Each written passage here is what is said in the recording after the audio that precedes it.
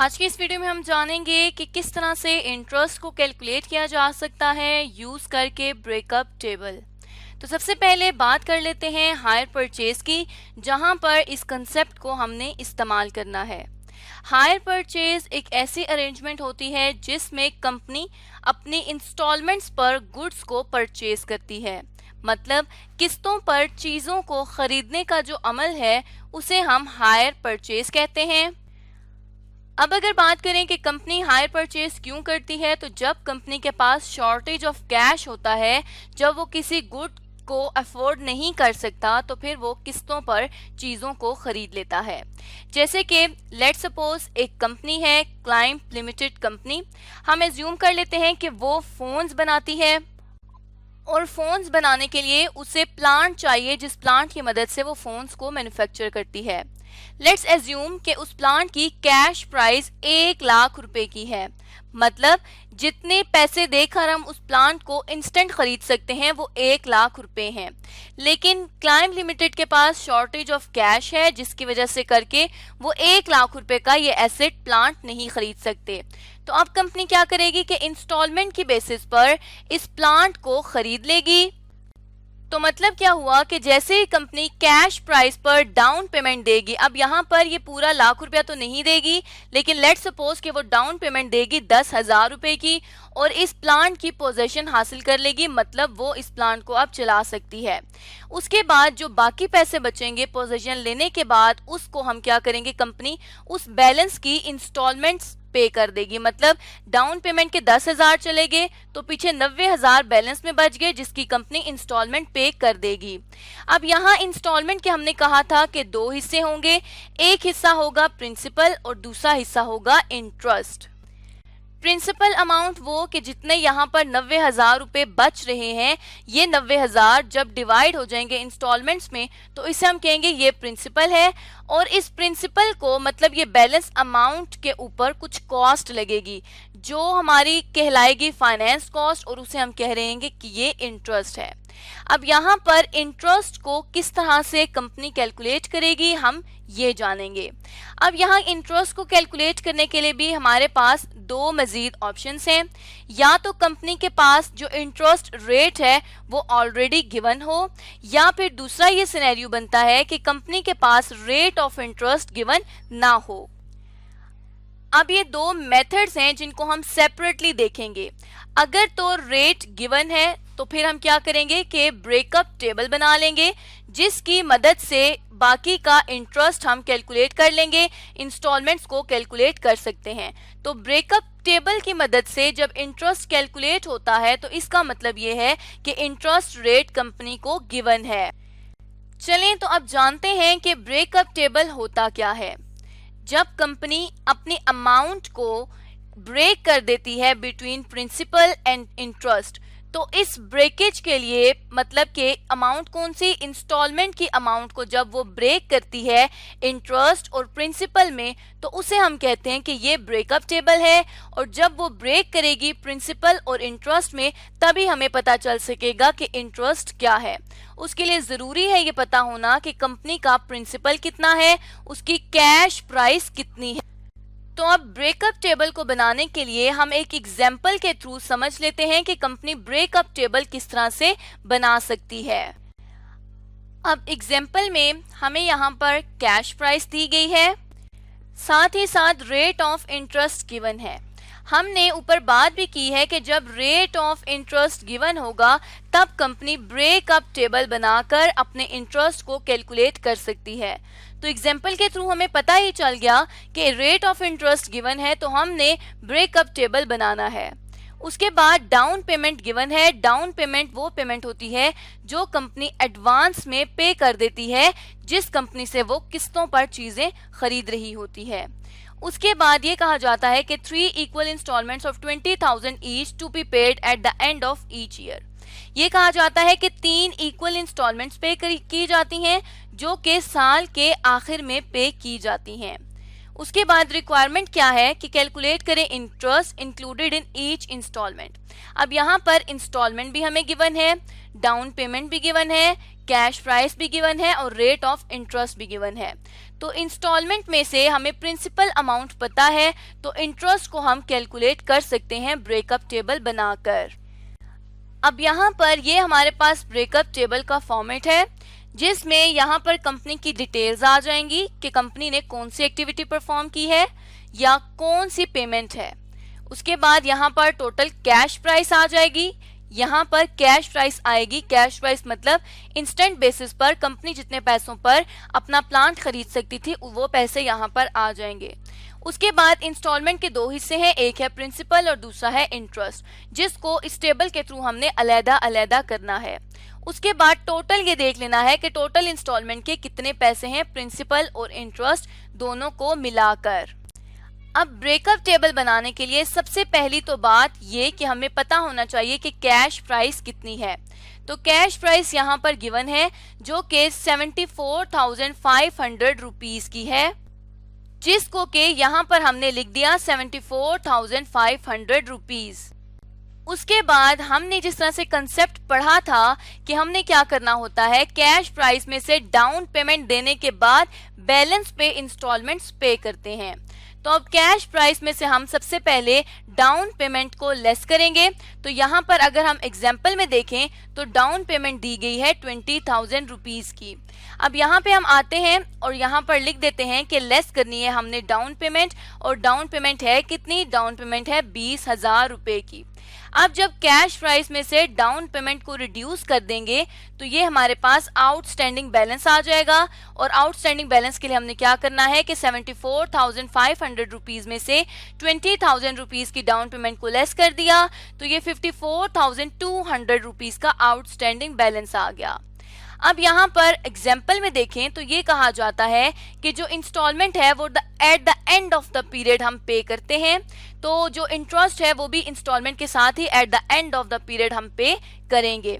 लेकिन जो पहली बात है डाउन पेमेंट की, तो डाउन पेमेंट तो उसी टाइम होती है जिस टाइम आपको एसेट की पोजीशन मिलती है, तो उस टाइम में कोई भी इंटरेस्ट लगा हुआ नहीं होता, क्योंकि उस टाइम आप इन पैसों को आप होल्ड नहीं कर रहे होते जिसके ऊपर आप कोई कॉस्ट पे करें। तो यहाँ पे अब हम क्या कर देते हैं कि अगर प्रिंसिपल अमाउंट की बात की जाए तो जितनी डाउन पेमेंट की है उतना ही प्रिंसिपल है, डाउन पेमेंट में कोई भी इंटरेस्ट का हिस्सा शामिल नहीं होता। तो अब अगर इसका टोटल करें तो टोटल हमारे पास वही आ जाएगा जो कि प्रिंसिपल अमाउंट का है। अब यहाँ से आगे मजीद इंटरेस्ट की कैलकुलेशंस हम स्टार्ट कर सकते हैं। आउटस्टैंडिंग बैलेंस के ऊपर अब हमने इस फिगर के बाद क्या करना होता है कि इसको तोड़कर डिवाइड करके हमने इंस्टॉलमेंट्स इसकी पे करनी होती हैं। तो अब हम क्या करेंगे कि सबसे पहले तो पहली इंस्टॉलमेंट पे करेंगे जो कि eight the end of first year पे करनी है। तो पहली इंस्टॉलमेंट अगर हम देखें कि हमें क्वेश्चन में जो गिवन है यहाँ पर इंस्टॉलमेंट वो है 20,000 की। अब इसको कैलकुलेट करने के लिए हम यहाँ पर क्या कर सकते हैं कि सबसे पहले तो हमें पता है कि टोटल जो इंस्टॉलमेंट है वो है 20,000 रुपीस की, लेकिन हमें ये नहीं पता कि इसमें कितना हिस्सा प्रिंसिपल और कितना हिस्सा इंटरेस्ट का है। और कैश प्राइस वाले कॉलम में सिर्फ उतनी इंस्टॉलमेंट लिखनी है जो कि प्रिंसिपल से रिलेट करती है। तो अब सबसे पहले हम क्या करेंगे कि जो इंटरेस्ट रेट गिवन है 5% का, इस इंटरेस्ट रेट पे हम क्या करेंगे कि इंटरेस्ट को कैलकुलेट करेंगे।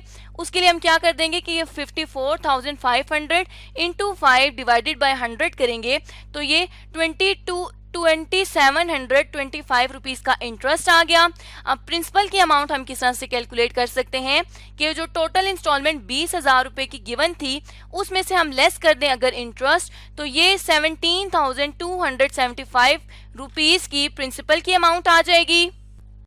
अब इसी प्रिंसिपल के अमाउंट को यहाँ से हम यहाँ पर 17,275 रुपीस की लिख देंगे, क्योंकि जो हमारी प्रिंसिपल अमाउंट होती है वो कैश प्राइस से रिलेट कर रही होती है। इसके ऊपर जितनी इजाफी इंटरेस्ट लगता है वो फिर मिल के हायर परचेज वैल्यू बनाता है, जिसको हम आगे जाकर डिटेल में भी डिस्कस करेंगे। उसके बाद यहाँ पर अब हमारे पास फर्स्ट इंस्टॉलमेंट हो गई। उसके बाद हमने ये देखना है कि नेक्स्ट ईयर का आउटस्टैंडिंग बैलेंस क्या आ जाएगा। उसके लिए जो आउटस्टैंडिंग बैलेंस था उसमें से फर्स्ट इंस्टॉलमेंट के पैसों को लेस कर देंगे, तो ये 37,225 रुपीज का आउटस्टैंडिंग बैलेंस आ गया। अब जिस तरह से पहले हमने आउटस्टैंडिंग बैलेंस में से फर्स्ट इंस्टॉलमेंट को लेस किया है, यहाँ पर भी हम वही करेंगे कि अब सेकेंड इंस्टॉलमेंट से रिलेटेड इंटरेस्ट, प्रिंसिपल, टोटल को यहाँ पर कैलकुलेट कर लेंगे।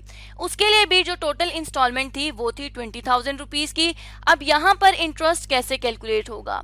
यहाँ पर इंटरेस्ट इस अमाउंट पर कैलकुलेट होगा क्योंकि अब ऑर्गेनाइजेशन ये अमाउंट इस्तेमाल कर रही है, इतनी अमाउंट को यूज कर रही है, तो जो अमाउंट वो टोटल में यूज कर रही होती है इंटरेस्ट भी हम उसी पर लगाते हैं, इसलिए जो आउटस्टैंडिंग बैलेंस है इंटरेस्ट हमेशा उस पर लगता है। अब यहाँ पे भी हमने 5% इंटरेस्ट ले लिया, तो ये बन गया 1861। इसको हम राउंड ऑफ करके 1861 भी लिख सकते हैं।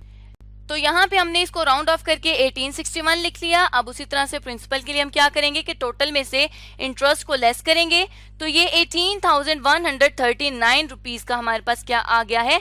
प्रिंसिपल। अब इसी अमाउंट को यहाँ कैश में हम मेंशन कर देंगे, तो हमारी जो सेकेंड टाइम इंस्टॉलमेंट है सेकेंड ईयर की, वो टोटल कैश प्राइस के मुताबिक 18,139 रुपीज की है, और जो टोटल हायर परचेज के मुताबिक हमने पेमेंट करनी है वो करनी है 20,000 रुपए, क्योंकि यहाँ पर इस इंटरेस्ट, ये जो अमाउंट है आउटस्टैंडिंग बैलेंस, इसको इस्तेमाल करने के लिए हम कुछ इंटरेस्ट भी पे कर रहे हैं।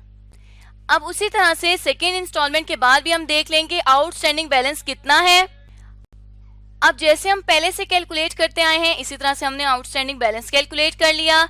हमें ये भी पता है कि टोटल जो इंस्टॉलमेंट है वो कितनी है, लेकिन अब आउटस्टैंडिंग बैलेंस के बाद हम क्या करते हैं कि 3 इंस्टॉलमेंट्स थी टोटल, तो यहाँ पर आखिरी इंस्टॉलमेंट लिख लेते हैं, जिस तरह से हमें एग्जाम्पल में भी गिवन है कि 3 इंस्टॉलमेंट थी जो कि हर साल के आखिर में कंपनी पे करती थी। अब यहाँ पर तीसरी इंस्टॉलमेंट का भी हमें पता है कि तीसरी इंस्टॉलमेंट में भी 20,000 रुपए टोटल के पे करने हैं। अब यहाँ पर थोड़ा सा इंटरेस्ट को कैलकुलेट करने का जो सिनेरियो है वो हम चेंज कर देते हैं, क्योंकि तीसरे साल के बाद कोई भी इंटरेस्ट नहीं है, तो कैश प्राइस यहाँ पर खत्म होनी चाहिए, इसलिए हम यहाँ पर ऑलरेडी निल लिख देते हैं। और अब जो थर्ड इंस्टॉलमेंट आनी चाहिए वो इस आउटस्टैंडिंग बैलेंस के बराबर आनी चाहिए। अगर वो बराबर नहीं आएगी तो यहाँ पर नील या जीरो नहीं होगा, बल्कि कुछ पॉजिटिव या नेगेटिव अमाउंट आ जाएगी।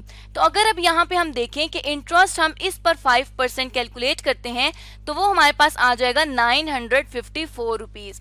अब यहाँ पर अगर हम लिख देते हैं कि 19,086 रुपीज, और उसमें से अगर हम उसमें ऐड करते हैं 954 रुपीज, तो यहाँ पर ऐड करके देख लेते हैं कि इसमें अगर हम 954 रुपीज ऐड करते हैं तो ये 20,040 रुपीज पर जो ये टोटल है वो चला जाता है, जबकि हमने पे ही सिर्फ और सिर्फ 20,000 रुपीज को करना है। तो इसलिए हम क्या करेंगे कि पहले अब हम प्रिंसिपल को रिकॉर्ड करेंगे, तो यहाँ हम लिख देंगे कि जो प्रिंसिपल है वो है 19,086 रुपीज, और इंटरेस्ट को अब हम एज एन एडजस्टेड फिगर लिखेंगे कि 20,000 अगर टोटल इंस्टॉलमेंट थी तो उसमें से हम लेस कर देंगे प्रिंसिपल अमाउंट को, तो अब जो इंटरेस्ट आ जाएगा वो आ जाएगा 914 रुपीज का। और जो यहाँ पर इंस्टॉलमेंट की वैल्यू भी लिखेंगे वो सिर्फ और सिर्फ उतनी लिखेंगे जितनी की बैलेंसिंग फिगर हमारे पास बच जाएगी, या जितने हमारे पास आउटस्टैंडिंग बैलेंस है उस सारे के सारे को हमने आखिरी साल में एज एन इंस्टॉलमेंट पे कर देना है। अब अगर यहाँ पे हम एक दफा फिर से कैलकुलेट करें तो ये और साथ ही साथ जो इंटरेस्ट है प्रिंसिपल के साथ इंटरेस्ट, ये दोनों मिलके 20,000 का टोटल बना रहे हैं। तो इस तरह से हमने देखा कि हम आखिरी साल में किस तरह से इंटरेस्ट को कवर कर सकते हैं। अब इसी टेबल के थ्रू हम यहाँ पर कैश प्राइस और हायर परचेज की प्राइस को भी कैलकुलेट कर सकते हैं।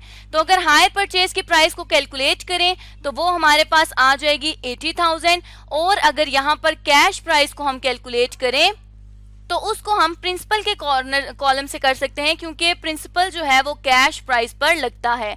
तो यहाँ पे हमने इन चारों का जब टोटल कर लिया तो वो कैश प्राइस 74,500 रुपीज की आ गई, जैसे कि हमने यहाँ पर देखा था कि कैश प्राइस 74,500 रुपीज की आ गई है। और अब अगर हम ये वेरीफाई करना चाहें कि जो हमारी हायर एंड परचेज प्राइस आई है वो हमने सही कैलकुलेट की है या नहीं, तो उसको भी हम यहाँ पर कैलकुलेट करके देख सकते हैं। तो बेसिकली जो हायर एंड परचेज प्राइस होती है वो हम किस तरह से हायर परचेज प्राइस कैलकुलेट करते हैं कि जो डाउन पेमेंट की है उसके बाद जो इंस्टॉलमेंट, इन दोनों का अगर हम टोटल करें तो हमारे पास हायर परचेज की प्राइस बनती है। यहाँ पे 20,000 की डाउन पेमेंट थी और 3 इंस्टॉलमेंट्स थी जो कि 20-20 हजार रुपए की गिवन थी। अब अगर हम इसको टोटल करते हैं तो वो बनता है ₹80,000 जो कि एग्जैक्टली इक्वल है उस अमाउंट के जो कि यहाँ पे हमने कैलकुलेट की थी इस कॉलम में। उसके बाद अगर इंटरेस्ट की बात की जाए, उसको हमने वेरीफाई करना हो तो इंटरेस्ट क्या होता है कंपनी के पास, इंटरेस्ट टोटल इंटरेस्ट होता है hire purchase price minus cash price. अब यहाँ पर हायर परचेज प्राइस जो आ रही है वो आ रही है 80,000 की और जो कैश प्राइस है वो आ रही है 74,500 रुपीज की। तो जो टोटल इंटरेस्ट आ रहा है वो आ रहा है 5,500 रुपीज का। अब यहाँ पे क्रॉस वेरिफिकेशन के लिए हम क्या कर सकते हैं कि जो तीनों इंटरेस्ट की फिगर्स हैं अगर इनका टोटल करें तो वो भी 5,500 रुपीज आ रहा है। तो इस तरह से अगर हमें सेपरेटली कोई चीज कैलकुलेट करने के लिए आए तो वो हम हायर परचेज प्राइस और टोटल इंटरेस्ट को इन फॉर्मूलाज के थ्रू भी कैलकुलेट कर सकते हैं, वरना हम क्या कर सकते हैं कि इस ब्रेकअप टेबल के थ्रू इंटरेस्ट के अमाउंट को कैलकुलेट कर सकते हैं जहां पे रेट ऑफ इंटरेस्ट कंपनी को गिवन हो। तो इस तरह से आज की इस वीडियो में हमने जाना कि कोई भी ऑर्गेनाइजेशन रेट ऑफ इंटरेस्ट किस तरह से कैलकुलेट कर सकती है जब उसे रेट ऑफ इंटरेस्ट गिवन हो और वो ब्रेकअप टेबल के थ्रू इस इंटरेस्ट को कैलकुलेट कर सकती है।